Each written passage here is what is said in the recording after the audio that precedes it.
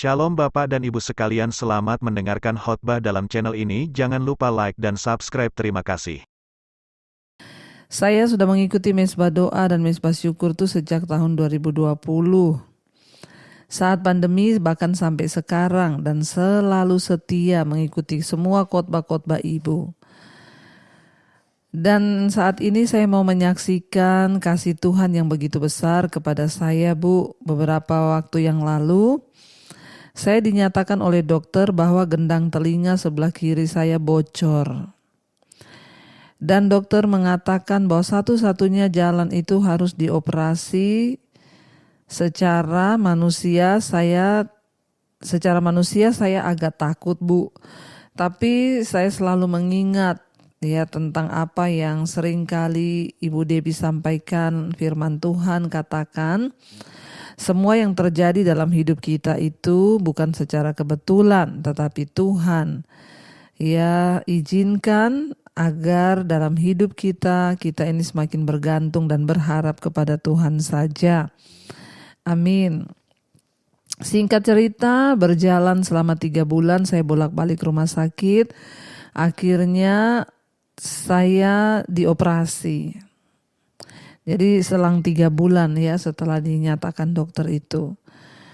Ya 3 bulan kemudian saya dioperasi dan saya terus berdoa. Saya terus memperkatakan di dalam nama Tuhan Yesus melalui tangan dokter Tuhan pakai untuk menyatakan kuasa Tuhan yang besar. Saya percaya melalui dokter juga Tuhan bekerja, Tuhan yang mengoperasi. Dan Tuhan juga yang akan memulihkan. Setelah selesai operasi 3 hari, saya dalam proses pemulihan di rumah sakit. Selanjutnya proses pemulihan di rumah sakit, dan 10 hari saya proses pemulihan di rumah. Kemudian saya kembali ke rumah sakit untuk kontrol dan telinga saya diperiksa. Dokter menyatakan semuanya berhasil dan baik ya, dan saya berkata puji Tuhan. Ya, dari telinga yang bocor bisa ditempel dari daging di telinga saya. Semua itu karena Tuhan ya, Tuhan Yesus yang terus bekerja. Sekarang dalam proses selanjutnya masih harus bolak-balik untuk kontrol ke rumah sakit. Ya, dan saya mohon doanya agar semuanya sembuh sempurna. Dan saya tetap bisa mendengar. Terutama mendengarkan Mesbah Doa dan Mesbah Syukur dan semua khotbah-khotbah Ibu. Tuhan Yesus baik. Terima kasih buat Ibu Debbie yang selalu mengajarkan kami untuk berdoa sendiri dan jangan titip-titip doa. Amin. Kepada siapa saja ya, termasuk juga kepada pendeta. Agar kita boleh merasakan sendiri mujizat Tuhan terjadi bagi kita dan kita boleh bersaksi bahwa mujizat Tuhan itu ya masih ada sampai saat ini. Terima kasih Tuhan Yesus, terima kasih Ibu Debbie ya, dan mohon maaf kalau kesaksian ini panjang. Doa saya buat Ibu dan keluarga selalu diberkati Tuhan supaya bisa terus menjadi berkat bagi jemaat Mesbah Doa dan Mesbah Syukur, dan iman kami terus dibangun untuk mengerti kehendak Tuhan di dalam hidup kami, mengejar hidup dalam perkenanan Tuhan. Amin, amin, amin. Puji Tuhan ya, Tuhan baik ya, dan betul Ibu ya, jangan titip-titip doa. Datang sendiri kepada Tuhan, berseru sendiri kepada Tuhan ya, sebab Dia Tuhan yang turut bekerja untuk mendatangkan kebaikan di hidup kita. Biarlah kita terus percaya ya, tidak ada perkara yang mustahil bagi Tuhan. Baik, hari ini kita akan melanjutkan pembacaan firman Tuhan ya, dan sekarang kita sudah sampai di Keluaran. Saudara, kemarin kita sudah menyelesaikan keluaran pasal yang keempat ya. Yang kita lanjutkan sekarang Keluaran pasal 4 ayat 18. Kemarin kita sudah sampai ya di ayat yang ke-17. Ya, kita sudah belajar ya, Tuhan berkata kepada Musa ketika Musa itu bertanya, ya Tuhan ya bagaimana ya aku ini akan diutus. Musa bilang, Tuhan ya utuslah kiranya siapa saja yang patut kau utus ya. Lalu Musa ini berkeras, ya, dia banyak alasan, ya, dia bilang bagaimana kalau bangsa ini nggak percaya kepadaku, ya, dia juga takut gagal, bagaimana kalau dia tidak berhasil, bagaimana kalau saya, macam-macam lah alasan Musa ini, ya, untuk menyatakan kehendak Tuhan dalam rencana Tuhan. Dia bilang, Tuhan kalau bisa Tuhan utus siapa saja Tuhan, asalkan jangan aku.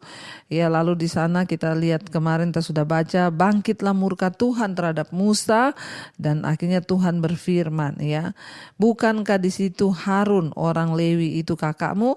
Aku tahu bahwa ia pandai bicara, lagi pula ia telah berangkat menjumpai engkau. Ya, dan apabila ia melihat engkau, ia akan bersuka cita dalam hatinya. Dan engkau harus berbicara kepadanya dan perkataan itu akan ditaruh di lidah mulutnya.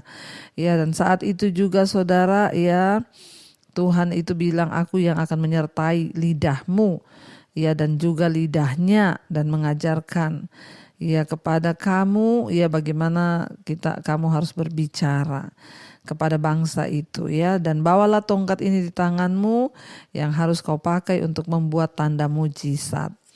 Kita sudah sampai di sana kemarin dan kita akan lihat selanjutnya saudara, ya, apa yang akan Tuhan kerjakan bagi Musa dan juga bangsa Israel lewat kehidupan Musa. Sekarang ayat 18, ya, Keluaran pasal 4 ayat 18.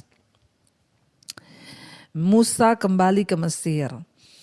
Lalu Musa kembali ke Mesir kepada mertuanya Yitro serta berkata kepadanya, izinkanlah kiranya aku kembali kepada saudara-saudaraku yang ada di Mesir untuk melihat apakah mereka masih hidup.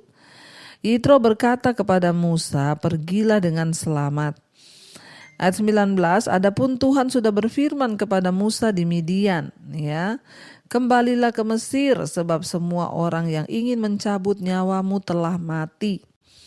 Ya, Tuhan berkata kepada, ya, Musa, Tuhan bilang, ya, kamu balik ke sana. Adapun Tuhan sudah berfirman kepada Musa di Midian, kembalilah ke Mesir sebab semua orang yang ingin mencabut nyawamu telah mati. Tuhan yang membuat saudara, orang-orang yang ingin berbuat jahat kepada Musa, yang ingin, ya, membunuh Musa, Tuhan bilang mereka semua sudah mati. Jadi hati-hati ya saudara, ya, Tuhan dapat mencabut nyawa, ya, orang-orang yang membenci, ya, Musa dan ingin dia mati. Kita melihat di sana, ya, apa yang Tuhan buat saudara. Kemudian Musa mengajak istri dan anak-anaknya, dikatakan di sana, ya, kemudian Musa mengajak istri dan anak-anaknya lelaki lalu menaikkan mereka ke atas keledai dan ia kembali ke tanah Mesir dan tongkat Allah itu dipegangnya di tangannya. 21 firman Tuhan kepada Musa, pada waktu engkau hendak kembali ini ke Mesir, ingatlah supaya segala mujizat yang telah kuserahkan ke dalam tanganmu kau perbuat di depan Fir'aun. Tetapi aku akan mengeraskan hatinya sehingga ia tidak membiarkan bangsa ini pergi. Kita melihat di sini saudara, ya, Tuhan itu berkata, ya, kamu bawa tongkat ini. Jadi Musa itu memegang erat pada tongkat gembala itu. Ketika ia pergi ke Mesir, dia pegang erat-erat. Karena dia tahu ini adalah yang Tuhan berikan untuk dia boleh menyatakan mujizat. Karena kalau Tuhan yang menyuruh, Tuhan juga pasti yang akan memperlengkapi, ya. Dan akhirnya dia pergi ke Mesir untuk menghadapi tantangan terbesar dalam hidupnya. Tidak mudah saudara. Ya, makanya lewat berbagai peneguhan Musa itu negosiasi dengan Allah. Apa yang harus begini, begitu, begini. Wah, panjang negosiasinya dengan Tuhan sampai akhirnya dia berani untuk bertindak, ya. Karena ini benar-benar adalah tantangan terbesar dalam hidup Musa untuk kembali ke Mesir, berhadapan dengan Raja Fir'aun, saudara, di mana dulu dia pernah mau dibunuh di sana. Tetapi tongkat yang diberikan Allah itu adalah jaminan tentang kehadiran dan kuasa Allah, sehingga Musa tidak perlu takut. Hari ini mungkin kita tidak diberi tongkat sama Tuhan, tetapi kita memiliki iman, dan Tuhan sudah bilang dengan iman itu engkau dapat melakukan segala perkara. Kita tidak perlu takut sebab ada Tuhan yang menyertai kita. Ya, cukup dengan iman kita yakini bahwa penyertaan Tuhan itu sempurna bagi kita. Ya, bahkan ketika merasa tidak pasti, ya sebagian orang atau sama juga kita dengan Musa, seringkali ya kita menuntut sesuatu dari Tuhan, membutuhkan ya peneguhan. Apa Tuhan ya yang bisa membuat aku ini bisa tenang? Apa jaminannya? Ya, ketika kita menghadapi pencobaan-pencobaan besar dalam hidup kita, ketika kita tidak percaya diri, kita merasa terintimidasi, ya seringkali kita membutuhkan peneguhan. Ya, tetapi ya apa yang cukup membuat kita percaya hari ini itu adalah janji-janji dan firman Tuhan, saudara. Ya, pada zaman Musa itu belum ada Alkitab.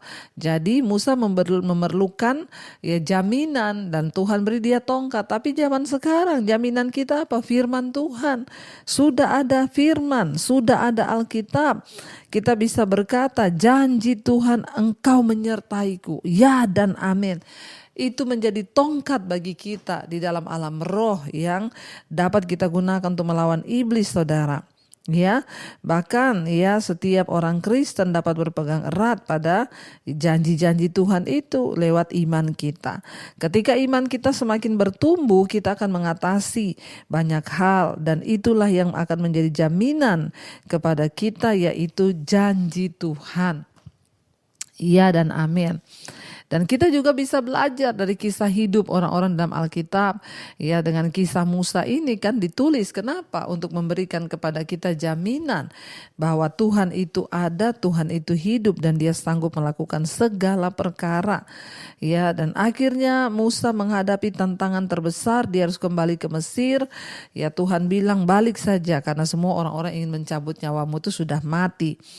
Akhirnya Musa melangkah, saudara. Ya, dia membawa serta tongkat yang diberikan Tuhan. 21, firman Tuhan kepada Musa, pada waktu engkau hendak kembali ke Mesir, ingatlah supaya segala mujizat yang telah kuserahkan ke dalam tanganmu kau perbuat di depan Firaun.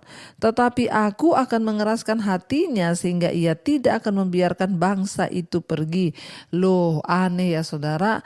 Tuhan yang menyuruh, tapi Tuhan bilang dia akan mengeraskan hati Firaun supaya bangsa itu tidak dibiarkan oleh Firaun untuk pergi. Tapi kita sudah baca kemarin, kenapa? Karena Tuhan akan menyatakan mujizat, dan dia akan menyatakan ya kuasanya supaya bangsa Mesir boleh melihat Tuhan Allah Israel, Abraham, Ishak dan Yakub itu Allah yang berkuasa.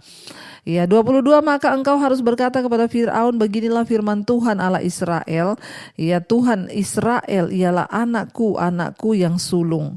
Israel ialah anakku, anakku yang sulung. Sebab itu aku berfirman kepadamu, biarkanlah anakku itu pergi, supaya ia beribadah kepadaku. Tetapi jika engkau menolak membiarkannya pergi, maka aku akan membunuh anakmu, anak-anakmu yang sulung. Ya, jadi Musa disuruh Tuhan menyampaikan itu. Tetapi di tengah jalan di suatu tempat bermalam, Tuhan bertemu dengan Musa dan berikhtiar untuk membunuhnya. Ya, ayat yang ke-25, lalu Sipora mengambil pisau batu, dipotongnya kulit katan anaknya, kemudian disentuhnya dengan kulit itu kaki Musa. Ya, sambil berkata, sesungguhnya engkau pengantin darah bagiku. 26, lalu Tuhan membiarkan Musa pengantin darah, kata Sipora waktu itu, karena mengingat sunat itu. Ayat 27, berfirmanlah Tuhan kepada Harun, pergilah ke padang gurun menjumpai Musa. Ia pergi dan bertemu dengan dia di gunung Allah, lalu menciumnya. Kemudian Musa memberitahukan kepada Harun segala firman Tuhan yang disuruhkannya kepadanya untuk disampaikan, dan segala tanda mujizat yang diperintahkannya kepadanya untuk dibuat.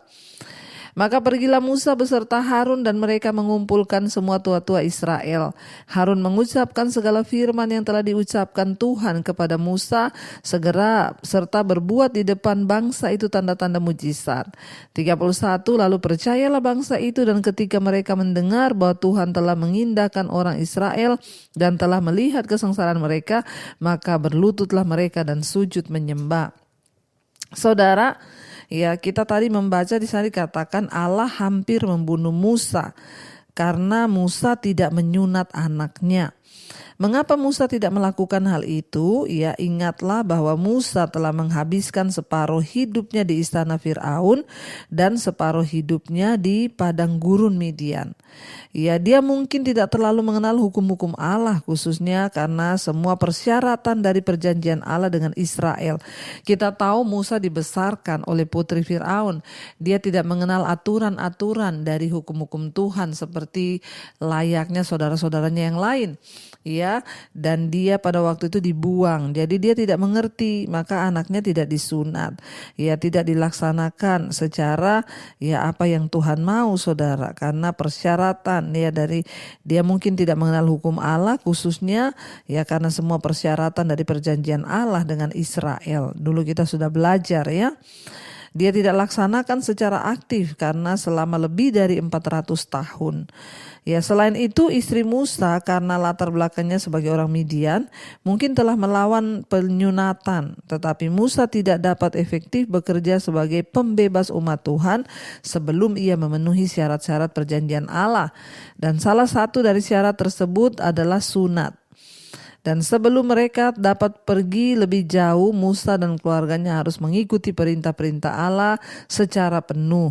Jadi karena istrinya melihat bahwa Allah akan membunuh Musa, dia cepat-cepat menyunat anaknya yang laki-laki.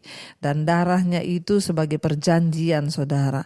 Ya, di bawah hukum perjanjian lama, tidak menyunatkan anak laki-laki itu berarti mengeluarkan diri Anda dari keluarga Allah dan dari berkat-berkat Allah. Karena itu peraturan Tuhan, itu hukum Tuhan yang harus dipatuhi. Kalau di perjanjian baru, semuanya dibaharui. Yesus berkata bahwa yang terpenting adalah sunat hati, bukan sunat secara lahiriah. Dan mengapa Sipora melakukan penyunatan itu, istri Musa melakukan itu? Kemungkinan karena Sipora sendirilah sebagai orang Midian yang tidak mengetahui persyaratan tentang sunat, yang telah membujuk Musa untuk tidak menyunatkan anak mereka. Bila ia yang telah mencegah tindakan tersebut, sekarang tentulah dialah yang harus melakukannya. Dia takut juga Musa mati, saudara. Kemungkinan juga Musa menjadi sakit sebagai akibat dari mengizinkan ketidaktaatan, dan karena itu Sipora harus melakukan penyunatan itu sendiri untuk menyelamatkan baik suaminya maupun anaknya. Hal ini tentu tidak membuatnya senang, sebab itu muncul komentar yang tidak enak kepada Musa. Dia berkata, memang kamu ini, dia bilang apa tadi di sana, adalah pengantin darah bagiku, Tetapi karena dia melakukan hal itu, Tuhan akhirnya mengampuni. Jadi ingat saudara, sebelum kita melakukan segala sesuatu yang Tuhan perintahkan, maka terlebih dahulu kita ini harus taat. Pada zaman perjanjian lama sunat secara fisik wajib, tetapi sekarang Tuhan Yesus bilang kamu harus bersunat hati, yaitu menanggalkan semua yang berdosa, buang kepahitan, kegeraman, amarah, semua itu kita harus buang. Penanggalan akan tubuh yang berdosa, kenajisan, percabulan, itulah yang namanya sunat rohani. Baik, kita akan melanjutkan besok Keluaran pasal yang kelima, dan sekarang kita sudah menyelesaikan Keluaran pasal 4. Mari kita mau merenungkan firman ini, kita tundukkan kepala. Terima kasih Bapa, kami mengucap syukur Tuhan buat malam hari ini. Ajar kami untuk sungguh-sungguh percaya kepada Tuhan, bahwa Engkau yang pegang kendali atas hidup kami, bahwa ketika Engkau memilih, Engkau yang akan meneguhkan kami, Tuhan. Biarlah kami tidak meragukan kuasa Tuhan dalam hidup kami. Seperti Musa yang akhirnya dia taat melakukan apa yang Tuhan mau. Ajar kami juga Bapa dalam hidup kami, taat kepada perintah dan kehendak-Mu Tuhan. Berkati setiap rumah tangga, suami, istri, anak-anak hidup takut Tuhan.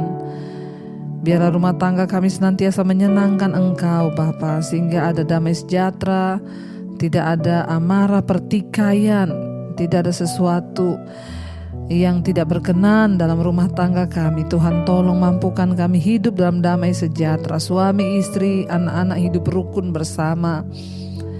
Berkati keluarga besar kami, orang tua, keluarga besar kami yang belum mengenal Engkau, Tuhan jamah dan lawat. Tuhan berkati Bapa untuk setiap mereka yang sedang terbaring sakit, baik itu keluarga kami ataupun orang yang siapapun yang mendengarkan Mezbah Doa malam hari ini. Tuhan jamah dan lawat, berikan kesembuhan-Mu Tuhan. Kami mohon pengampunan kalau sakit ini datang karena dosa kami, ampuni kami. Kalau karena kuasa kegelapan kami ikat, patahkan, hancurkan dalam nama Yesus. Tuhan, Engkau memberkati Bapa. Untuk setiap mereka yang sungguh-sungguh mau hidup dalam pertobatan, Tuhan juga yang menyembuhkan. Terutama secara jiwa, sembuhkan kami. Supaya tidak ada amarah, tidak ada kepahitan, tidak ada kebencian, agar kami boleh sungguh-sungguh hidup dalam perkenanan Tuhan. Mari letakkan tanganmu di bagian yang sakit dan berkatakan, dalam nama Yesus aku percaya aku disembuhkan Tuhan. Terima kasih Bapa, kami menyerahkan seluruh hidup kami ke dalam tangan Tuhan. Berkati setiap kami yang terikat dengan kuasa-kuasa dosa apapun. Tuhan yang sanggup melepaskan kami dari kenajisan, percabulan, homoseksual, lesbian, perselingkuhan. Segala dosa yang mendukakan hati Tuhan kami patahkan, hancurkan.